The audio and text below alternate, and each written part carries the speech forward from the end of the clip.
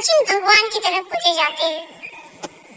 दोस्तों, सचिन ही वो क्रिकेटर है जिसने भारतीय क्रिकेट को एक नई ऊंचाई दी और क्रिकेट के खेल को घर घर तक पहुंचा दिया।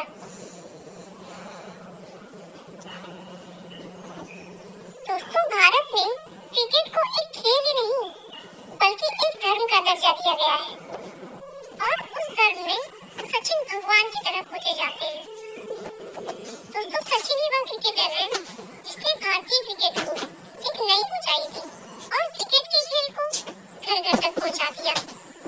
एक समय तो ऐसा था कि सचिन के आउट होते ही आधा भारत टीवी बंद कर देता था और क्रिकेट में सचिन को भगवान का दर्जा देना शायद इसलिए भी सही है क्योंकि अगर रिकॉर्ड्स की बात करें तो सचिन के आसपास भी कोई नहीं भटकता। सबसे ज्यादा रन बनाने का रिकॉर्ड हो या शतक मारने का या फिर चौका लगाने का ही क्यों ना हो, सचिन हर रिकॉर्ड्स में सबसे आगे है।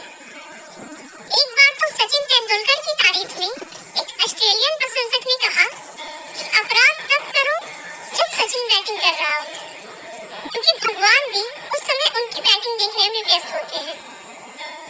सचिन भारत के सर्वोच्च नागरिक सम्मान भारत रत्न से सम्मानित होने वाले पहले खिलाड़ी हैं। इसके अलावा उन्हें राजीव गांधी खेल रत्न पुरस्कार से भी सम्मानित किया जा चुका है। सचिन एक अच्छे खिलाड़ी होने के साथ ही साथ एक अच्छे इंसान भी हैं।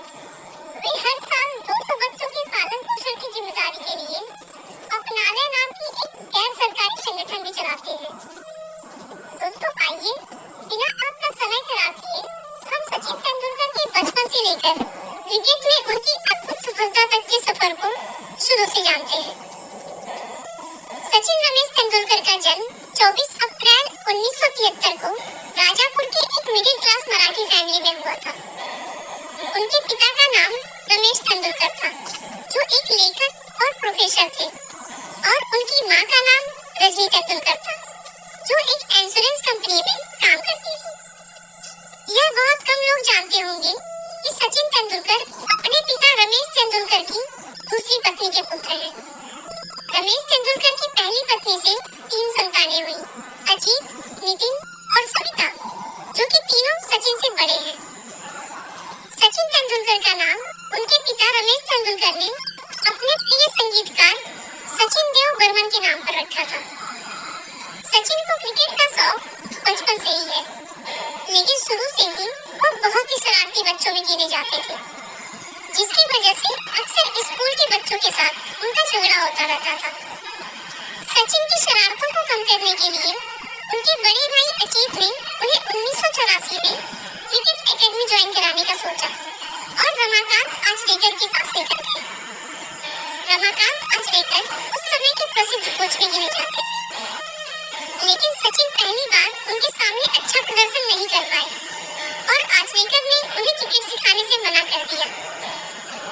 लेकिन बड़े भाई अजीत के रिक्वेस्ट पर आचरेकर ने फिर से एक बार सचिन का मैच देखा, लेकिन इस बार वे सचिन को एक पेड़ के पीछे से छुपकर देख रहे थे और तब सचिन ने बहुत अच्छा मैच खेला था, जिससे उन्हें पता चल गया कि सचिन केवल हमारे सामने खेलने में असहज महसूस कर रहे हैं और फिर उन्होंने सचिन को अपने एकेडमी में ले लिया और क्रिकेट सिखाना शुरू कर दिया।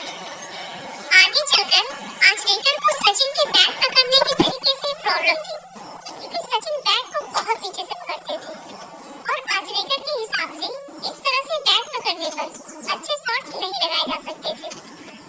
इसीलिए उन्होंने सचिन को बैट को थोड़ा ऊपर पकड़कर खेलने का सलाह दिया, लेकिन इस बदलाव से सचिन कंफर्टेबल नहीं फील कर रहे थे और इसीलिए उन्होंने आचरेकर से रिक्वेस्ट किया कि उन्हें नीचे बैट पकड़कर ही खेलने दें। दरअसल बचपन में सचिन अपने बड़े भाई के बैट से खेलते थे और उनके छोटे छोटे हाथों से बड़ी बैट को पकड़ने में बहुत दिक्कत होती थी और वह उस बैट को संभालने के लिए बहुत नीचे से पकड़ते थे। वहीं से उन्हें बैट को नीचे पकड़ने की आदत हो गई। आचरेकर तेंदुलकर की प्रतिभा से बहुत ही प्रभावित थे और इसीलिए उन्होंने सचिन को श्रद्धा आश्रम विद्या मंदिर में पढ़ाई के लिए शिफ्ट होने के लिए कहा, क्योंकि वहाँ पर क्रिकेट की बहुत अच्छी टीम थी।